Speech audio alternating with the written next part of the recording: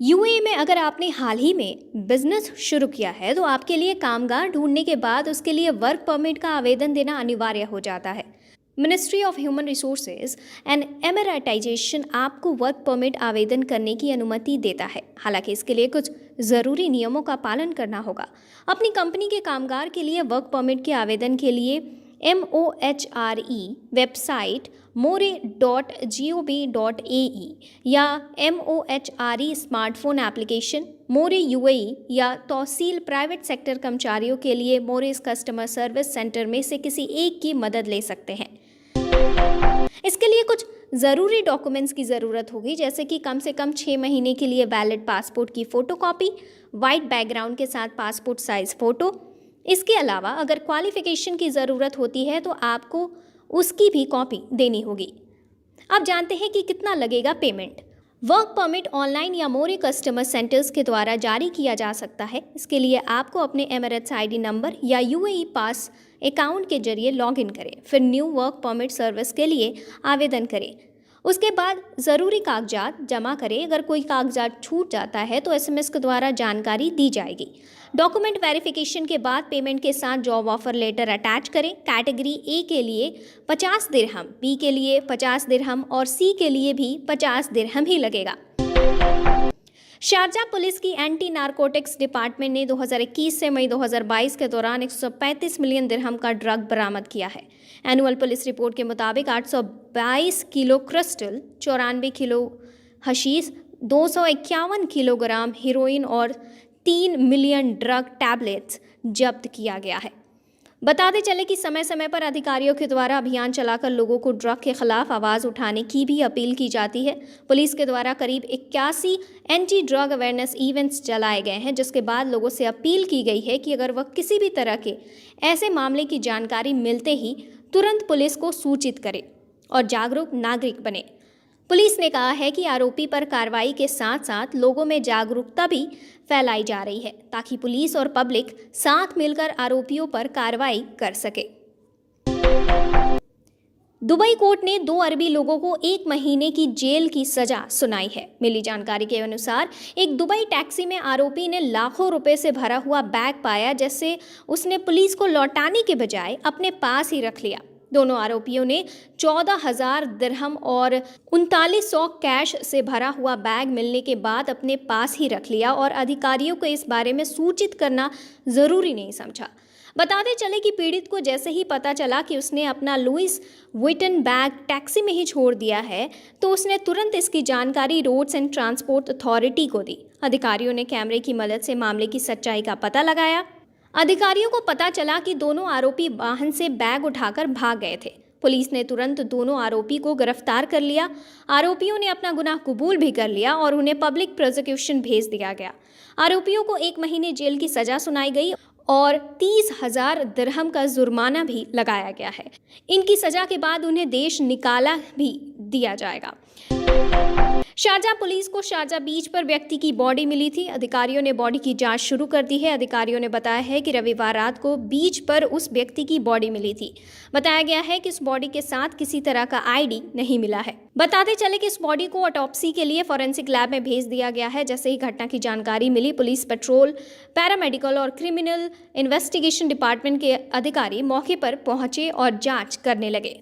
बताया जा रहा है कि एक साफ सफाई करने वाले व्यक्ति की बीच पर बॉडी मिली थी। प्रारंभिक जांच के अनुसार ऐसा माना जा रहा है कि वो व्यक्ति इंडियन सिटीजनशिप का हो सकता है और वो किसी और अमीरात में डूब गया होगा, लेकिन पानी के तेज बहाव में शारजाह में आ गया। इस मामले में आगे की जांच जारी है। एमिरेट्स ड्रॉ में 30 वर्षीय भारतीय प्रवासी कुणाल नायक ने 77,777 दिरहम जीता है। बताते चले कि वो अपनी जीत से काफ़ी खुश हैं और उन्होंने कहा है कि वो अपने पैसों का इस्तेमाल अपने माता पिता और अपने भविष्य को सुरक्षित करने में लगाएंगे। इसी के साथ उन्होंने एमिरेट्स ड्रॉ का भी शुक्रिया अदा किया है। इसके अलावा अशफाक मीर रहमान ने भी 77,777 दिरहम जीता है।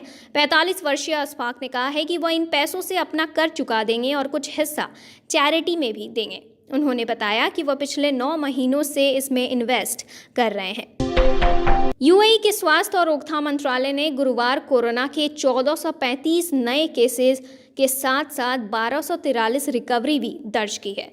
कोरोना प्रसार को रोकने के लिए अब तक देश भर में बड़े पैमाने पर स्क्रीनिंग प्रोग्राम्स के थ्रू बहुत कम समय में ही 166 मिलियन टेस्ट किए जा चुके हैं। आपको बता दें कि 3,11,742 एडिशनल टेस्ट के थ्रू न्यू केसेस का पता लगाया गया है।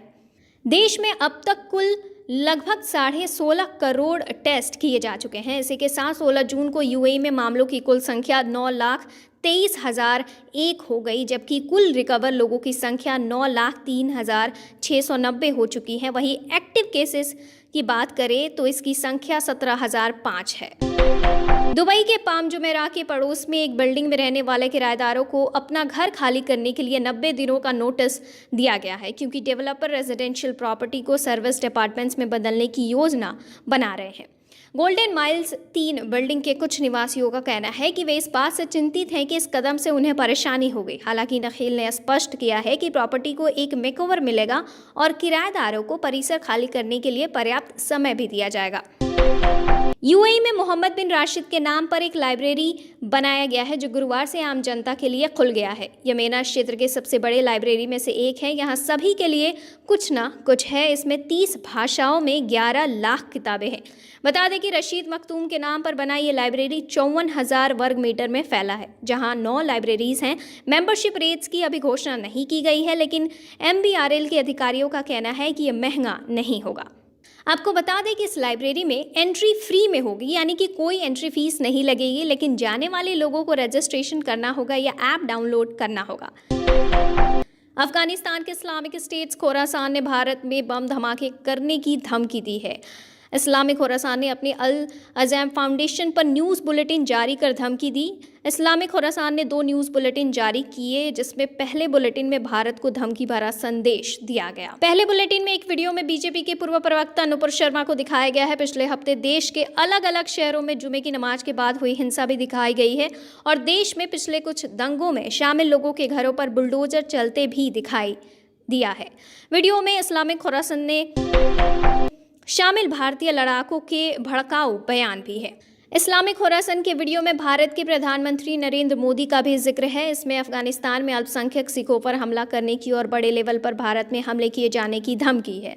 पिछले हफ्ते आतंकी संगठन अलकायदा ने भी भारत में बम धमाके करने की धमकी भरा संदेश जारी किया था। अलकायदा ने दिल्ली, मुंबई, उत्तर प्रदेश और गुजरात में बम धमाके कर पैगंबर पर कथित टिप्पणी का बदला लेने की बात कही थी। अपने वीडियो में इस्लामिक खोरासान ने तालिबान की भी निंदा की है। इस्लामिक खोरासान ने तालिबान शासन के कार्यवाहक रक्षा मंत्री मुल्ला याकूब पर एक भारतीय न्यूज चैनल को इंटरव्यू देने की निंदा की। अफगानिस्तान के कार्यवाहक विदेश मंत्री की भारतीय अफसरों के साथ हुई मीटिंग को भी गलत ठहराया है।